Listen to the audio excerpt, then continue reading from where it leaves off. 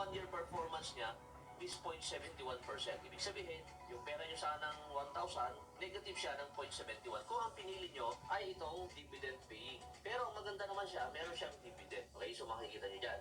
Meron dito BPI din, so index mismo ng PSE, so talo ka.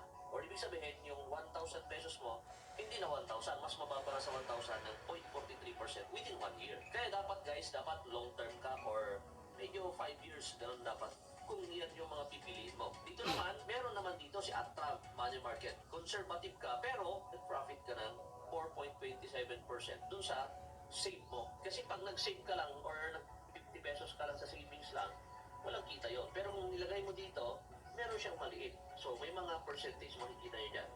So, pipili kayo ngayon. So, ang pinakamagandang performance nandito is ito, si Attrag Shaking Clan War. Opportunity Feeder Fund. So So, nasa look something aggressive siya. here. Meaning, pwedeng nag-profit ka rin ng 11%. Next year, pwedeng mag-losses ka naman ng 12%. So, hindi natin Tag.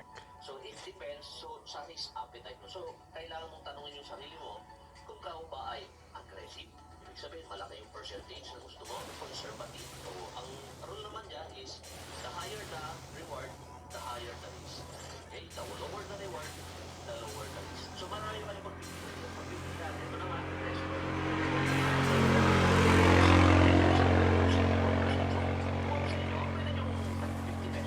So, depende sa inyo. Basta, yun yung isang spread nyo para malinaw.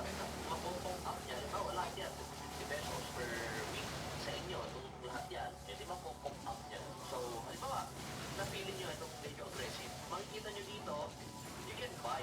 Okay, so, keep nyo lang yung buy. Proceed nyo. Back And then, up. keep nyo lang lahat yan. Siyempre, yung mga agree na yan. So, lahat yan ay keep nyo lang. And then, keep nyo lang yung next. And then, dito pwede na kayo mag-start yan. Kita nyo. Verify nyo lang din muna. Siyempre, yung number nyo. Kung halimbawa, ito yung number nyo sa akin. Verify nyo lang kung sasend lang. 6.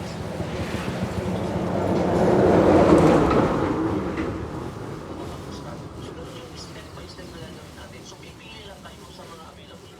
So, previously, marami nagre-reklamo na wala naman daw silang kinita. So, sabi ko nga, depende po kung kayo po ay conservative or aggressive. So, marami nag-e-expect na hindi naman naintindihan na yung 1,000 pesos nila, gusto nila 1,000 pesos din yung kita. So, wala pong nakalagay Check doon